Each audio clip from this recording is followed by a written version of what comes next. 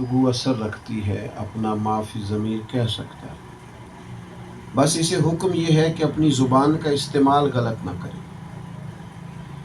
میں اور آپ جس زمانے میں ہیں لوگوں کو بہت باتیں کرنے کا شوق ہے، اس کا نتیجہ یہ نکلتا ہے کہ بعض اوقات ایسے جملے بھی زبانوں سے سرزد ہوتے ہیں جو درست نہیں ہوتے۔ تول کر بولیں، معقول بات کریں۔ کیوں؟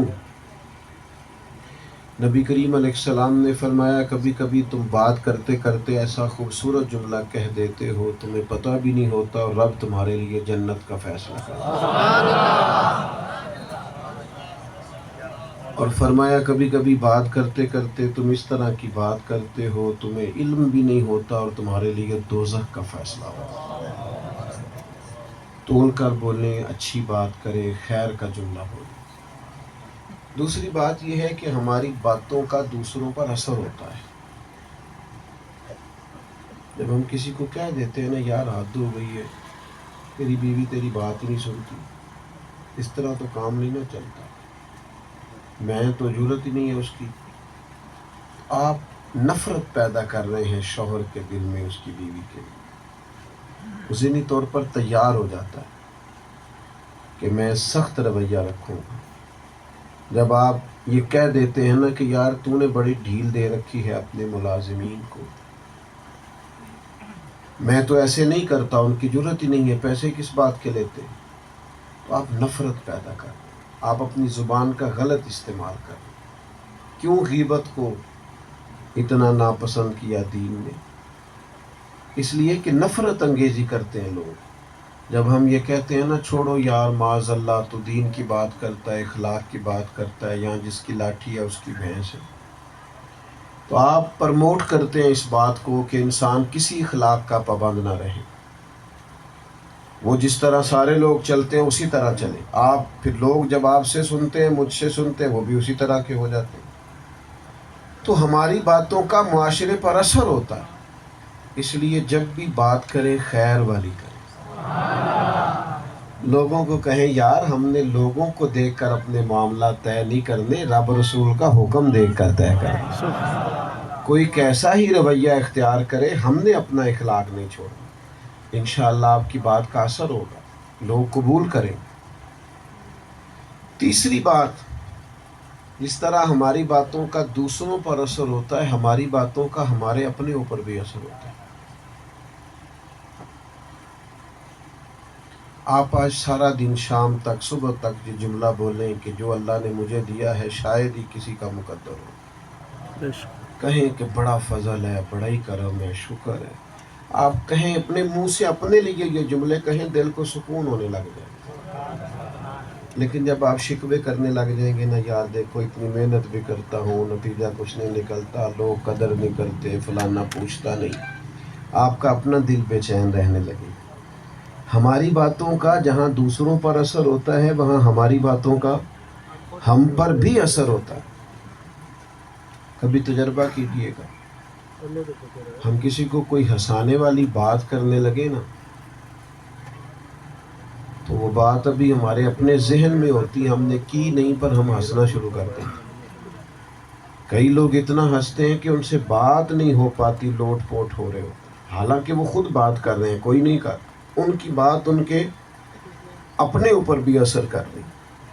کبھی کبھی یوں ہوتا ہے کہ ہم کوئی اپنا دکھ سنانے لگتے ہیں، کسی کو کوئی بات ایسی کرنے لگتے ہیں تو کرنے سے پہلے رو پڑتے، اپنا آپ سنبھالا نہیں جاتا۔ میری حیات کا افسانہ پوچھنے والے کہیں کہیں سے تو قصہ سنا نہ جائے گا، تو کئی دفعہ وہ درد بن جاتا۔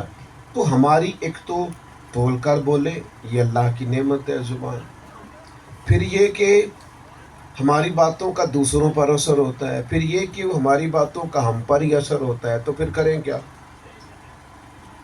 اللہ کہتا ہے ایک ذکر کرو، اللہ رسول کا ذکر کرو، اور ایک ذکر ایسا ہے جسے اللہ نے بلند کیا، وہ ذکر کون سا ہے؟ وَرَفَعْنَا اللہ کا ذکر ہے۔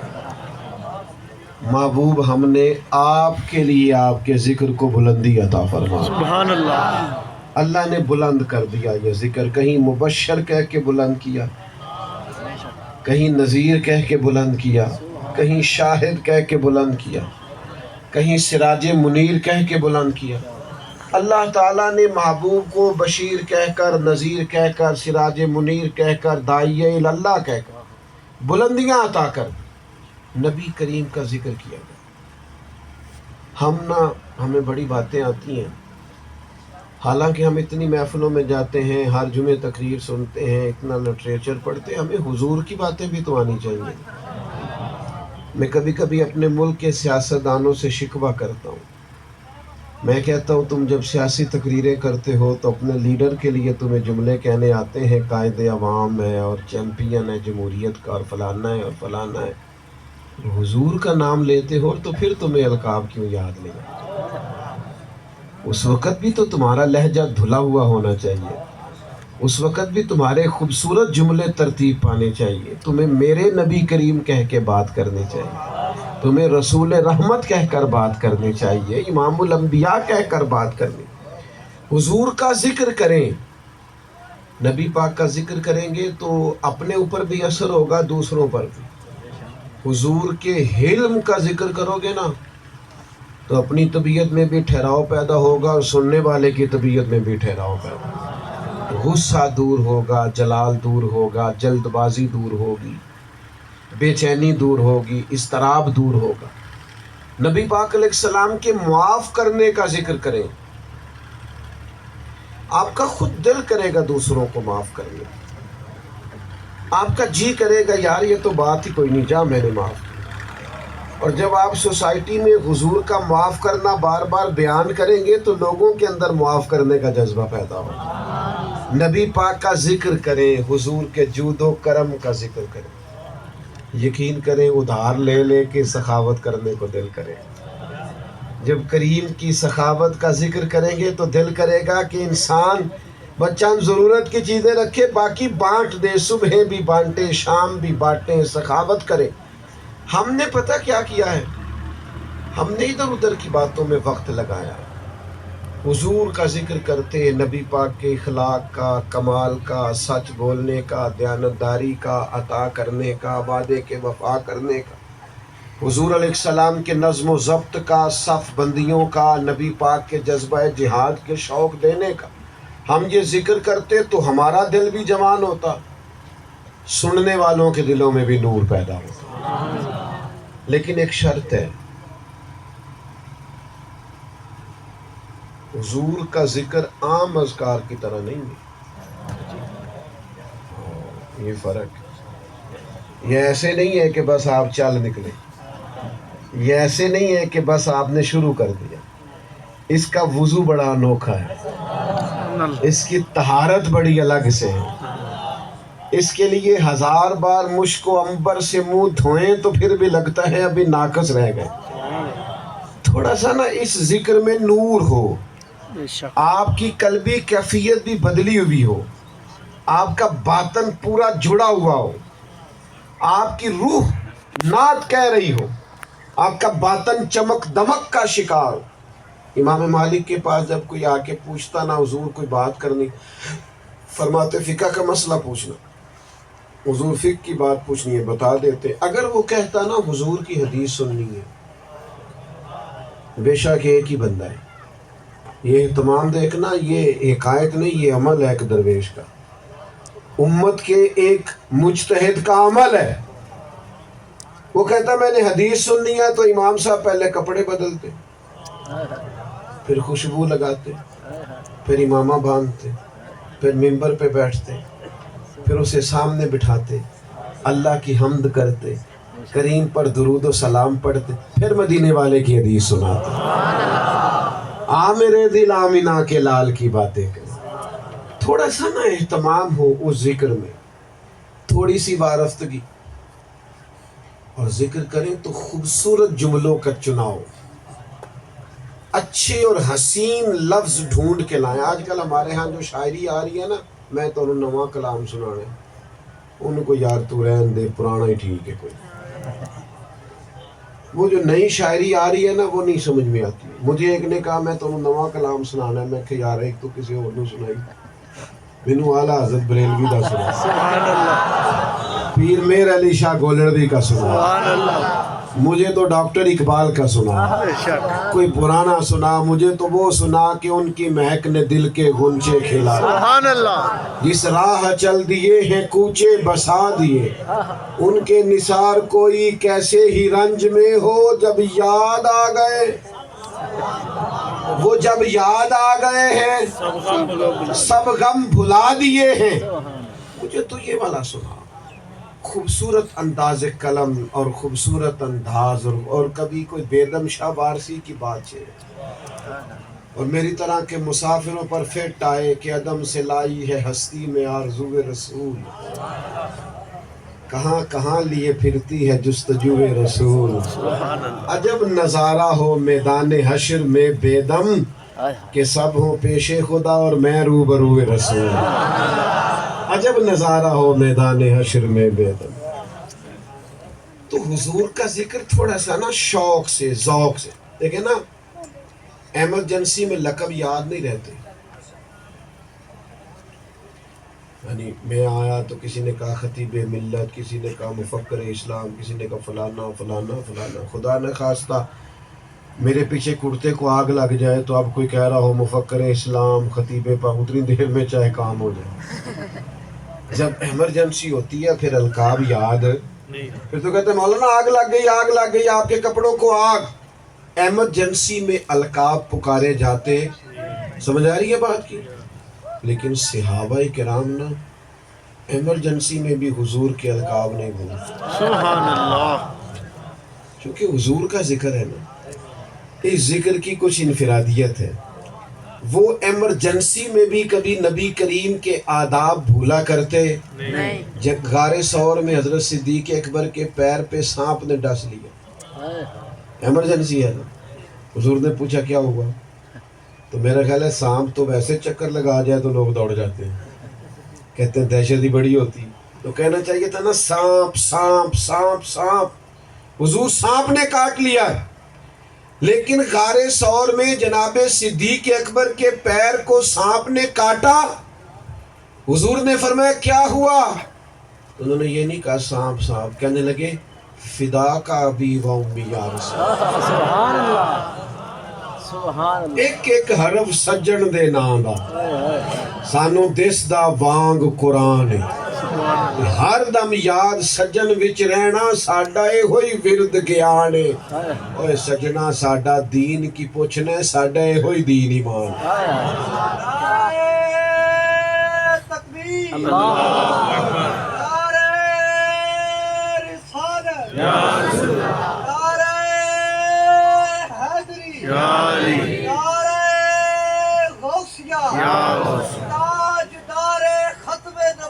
زندہ باد، زندہ باد، زندہ باد، جزاک اللہ۔ سنیے بھائی، حضرت صدیق اکبر نے القاب نہیں، اور پھر معنی خیز ہونا چاہیے امتی کا انداز، حضور کا ذکر کرے تو ذرا انفرادیت ہو۔ ہمارے ہاں نا، آپ مجھ سے ناراض نہ ہوئیے گا، ہمارے ہاں نا جوش خطابت میں، جوش نقابت میں بعض اوقات بندہ بھول ہی جاتا ہے میں کیا کہنے لگا تھا۔ میں تو بڑا ڈرتا ہوں بعض اوقات نقیب کو جذباتی آ جائے نا کسی محفل میں تو بیچارہ دوڑ کے ادھر چلا جاتا ہے اسٹیج پہ، پھر ادھر چلا جاتا ہے، تو پوچھو کیا ہونے لگا ہے، تو کہنا میں جملہ دینے لگا۔ تو بھئی جملہ دینے لگے کہ کوئی بم چلانے لگے ہیں؟ ایک جگہ کھڑے ہو کے بات کریں سادگی سے، جو ہے اس محفل کا حسن سمجھیں آپ، یہ سنجیدہ لوگوں کا اسٹیج ہے، نے غیر سنجیدہ کر دیا، دوڑ دھوپ کس بات کی ہے، بات کریں آپ۔ اور وہ نعت شریف پڑھنے والا بھی کہتا ہے جب تک سارے ہاتھ نہ کھڑے کریں گے میں نے نہیں سنانی۔ وہ بھائی ہم نے تو وہ والے نعت کا سنے ہیں جن کے اپنے ہاتھ بندے رہتے تھے، تو خود ہاتھ نہیں کھولتے تھے، کسی کے کیا کھلوانے، ہاتھ باندھ کے سرکار کی نعت خوانی کر رہے ہوتے۔ بے شک، تو اس کے آداب، اس کی خوبصورتی، اس کا ایک خاص انداز ذکر مصطفیٰ کا، اس کے اندر تازگی۔ علامہ اسماعیل حقی رحمۃ اللہ تعالیٰ علیہ نے لکھا ہے کہ بریکنگ نیوز تھی مکہ مکرمہ میں کہ حضرت ابوبکر صدیق مسلمان ہو گئے، اتنا بڑا تاجر سمجھدار آدمی، اپنے قبیلے کا سردار مسلمان ہو گیا، یہ خبر پھیل گئی۔ تو تاجروں کے دوست بھی تاجر ہوتے ہیں. دو چار بندے تصدیق کرنے گئے. نام بتاؤں؟ حضرت عثمان غنی، حضرت عبد الرحمن ابن عوف، سعید بن زید. چند بڑے بڑے تاجر صرف پتہ کرنے گئے کہ سنا ہے آپ مسلمان ہو گئے. وہ جو پتہ کرنے گئے نا، انہوں نے جا کے کہا سنا ہے آپ مسلمان ہو گئے. حضرت صدیق کہنے لگے یہ ایسے ہی بتانے والی بات تو نہیں، ذرا بیٹھ جاؤ نا. بیٹھے، پھر ذکر چھڑا، کبھی حضور کے اخلاق کا، اللہ کبھی نبی پاک کی لائی ہوئی تعلیمات کا، کبھی عقیدہ توحید کا، کبھی غلاموں کی قدر و منزلت کا، حقوق کا، کبھی کسی رنگ کا. جناب صدیق اکبر نے حضور کے ذکر کا وہ سونا نقشہ کھینچا کہ وہ جو تصدیق کرنے گئے تھے نا، وہ سارے کہنے لگے ہمیں بھی لے چلیں، ہم نے بھی کلمہ پڑھا. سبحان اللہ. آپ ذکر کریں، کسی کے دل میں محبت پیدا ہو. لیکن آپ کو تو سب سے زیادہ شوق یہ لگ گیا ہے کہ لوگ نعرہ کیوں نہیں لگا رہے، اور داد کیوں نہیں مل رہی، اور امداد کیوں نہیں مل رہی. تو جب یہ شوق لگ جائے نا، پھر تحصیل سے بعض چیزیں دور ہٹ جاتی ہیں. آپ اس کے اندر حسن پیدا کریں اور خوبصورتی پیدا کریں، اور اچھے جملوں کے ساتھ اور عمدہ بات کے ساتھ حضور کا ذکر کریں. اور نبی کریم کے بارے میں جب بھی بعض لوگ کہتے ہیں جناب اصل بات کر دیں آپ جو لکھی ہوئی ہے. میں نے کہا نہیں، اس میں خوبصورتی پیدا کر کے کریں. دلیل رکھتا ہوں میں اس کی. کہتے جی وہ میں نے بعین ہی لفظ ہی بیان کیے، لفظ بیان کرنا کوئی غلط ہے. میں نے کہا بعین ہی لفظ آپ نے کیوں بیان کی؟ جب کسی چیز کے لیے خوبصورت لفظ مل سکتے ہیں تو آپ وہ خوبصورت جملہ تلاش کے لائیں. دو بھائی بیٹھے ہوں سگے، چھوٹے کی تعلیم بھی زیادہ ہے اور پیسے بھی زیادہ ہیں، نوکری بھی زیادہ اچھی ہے، پڑھا لکھا بھی زیادہ ہے، اور بڑے کی تعلیم بھی کچھ کم ہے، اور ظاہر ہے نوکری بھی چھوٹی ہے اور پیسے بھی کم ہے. تو جب دونوں سے پوچھا جائے گا بڑا کون ہے، تو اس سے کیا مراد ہوتی ہے؟ رتبہ پوچھے یا پیسے پوچھے یا عمر پوچھی؟ بول کے بتائیے. سادی سی بات ہے، عمر ہی پوچھی ہے. عمر بتا دے کہ یا وہ کہے گا نہیں یہ اس کی ڈگری بڑی ہے، اس کا رتبہ تھوڑی بتائیں گے. بلا مثال و بلا تشبیہ، صرف سمجھانے کے لیے. کسی نے حضرت عباس سے پوچھا، نبی پاک کے چچا سے پوچھا آپ بڑے ہیں کہ حضور بڑے ہیں؟ تو پوچھنے والا جانتا تھا کہ رتبے میں سرکار ہی بڑے ہیں. سبحان اللہ. اس سے مراد یہ تھا، وہ عمر پوچھ رہا تھا، یہی مراد ہے نا. تو اب بھائی نہیں تو یہی تھا کہ وہ عمر بتا دیتے، وہ کہہ دیتے میں بڑا ہوں، معاذ اللہ. حضرت عباس سے پوچھا آپ بڑے ہیں کہ سرکار؟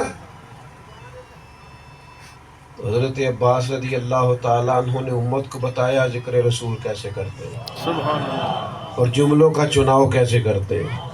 فوراً ہی جواب نہیں دیا، حالانکہ چچا ہیں. آپ بڑے ہیں کہ حضور؟ حضرت عباس فرمانے لگے بڑے تو حضور ہی ہیں، پیدا پہلے میں ہوا تھا. میں پیدا پہلے ہوا تھا. ذکر رسالت معاب کے لیے لہجہ با وضو ہونا، انداز با وضو ہونا، آپ بات کریں تو ذرا آپ کے لفظوں میں خوبصورتی ہونا. یہ کیا بات ہوئی کہ آپ نے کہہ دیا جی بس میں نے کہہ دیا؟ میرے دوست زیادہ وقت نہیں ہے، بات کو زیادہ دور نہیں لے کے جانا چاہتا. کچھ وجوہات ہوتی ہیں جس کی وجہ سے بندہ کسی کا ذکر کرتا ہے. یہاں تو بندہ اس لیے ذکر کرتا ہے کہ بندہ سونا بڑا ہے، خوبصورت بڑا ہے، حسن و جمال بڑا ہے، اخلاق و کمال بڑا ہے. تو اگر اس لیے بھی ذکر کرنا ہے تو پھر بھی حق صرف مدینے والے محبوب کا ہی بنتا ہے. کیونکہ مکھ چند بدر شاشانی، متھے چمک دی لاٹ نورانی، او دی کالی زلف تے اکھ مستانی، تے مخمور اکھی ہیں. اور فاضل بریلوی کہتے ہیں سرور کہوں کہ مالک و مولا کہوں تمہیں. اگر حسن و جمال سے کسی کا ذکر کرنا ہے تو پھر بھی سب سے بڑھ کے حضور کا ہی کرنا پڑے. اور اگر اس لیے ذکر کرنا ہے کہ میں اپنے محسنوں کا ذکر کروں تو تیرے میرے سب سے بڑے محسن مدینے والے ماں. آج جو تو ہاتھ اٹھا کے کہتا ہے نا میں کو کسی سے لے کے نہیں کھاتا، یہ طاقت تیری نہیں حضور کی دی ہوئی. کہ جو ذات پات کے بت ٹوٹ گئے ہیں کہ تو میرے نبی پاک کا کمال. یاد رکھ دوست، ماں اپنے حقوق بیان کرتی ہے، بیٹی اپنے حقوق کا مطالبہ کرتی ہے، بیوی اپنے حقوق کا مطالبہ کرتی ہے، شوہر کہتا ہے میں حق رکھتا ہوں، استاد کہتا ہے میں حق رکھتا ہوں، مزدور کہتا ہے میں حق رکھتا ہوں. یہ جتنا تیرے پاس آج حقوق کا دعویٰ ہے یہ سارا رسول رحمت کا دیا ہوا. اگر اس عنوان پر بھی حضور کا ذکر کریں تو پھر بھی سب سے زیادہ ذکر نبی پاک کا ہی بنتا ہے، حضور کا ہی. اور اس لیے بھی بعض لوگوں کا ذکر کیا جاتا ہے کہ وہ میرا بڑا کرتے ہیں، وہ میرا ذکر بڑا. تو ہمارا سب سے زیادہ ذکر حضور نے کیا، سب سے زیادہ. میں کیسے آپ کو سمجھاؤں یہ بات، الفاظ کو کیسے ترتیب دوں کہ فکر لگ گئی محبوب کو. کبھی عکاس کی منڈیوں میں ہوتے تھے، کبھی طائف کے بازاروں میں ہوتے تھے. حضور فرماتے میری اور تمہاری مثال اس شخص کی طرح ہے جس نے آگ جلائی تھی اور پتنگے گرتے تھے اور وہ روکتا تھا نہ جاؤ جل جاؤ گے. میں تمہیں سمجھاتا ہوں بچ جاؤ، اللہ کے عذاب سے بچ جاؤ. ہر جگہ ذکر. اچھا تبلیغ بھی کرتے، دعوت بھی دیتے، پھر اکیلے بیٹھ کے رو بھی پڑتے. دعوت بھی پوری دی ہے، سمجھایا بھی ہے، قائل بھی کیا، پھر رو پڑتے.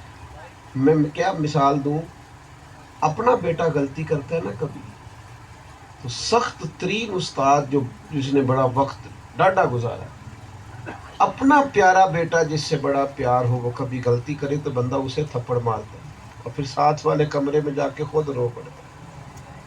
اور کیوں رویا تو؟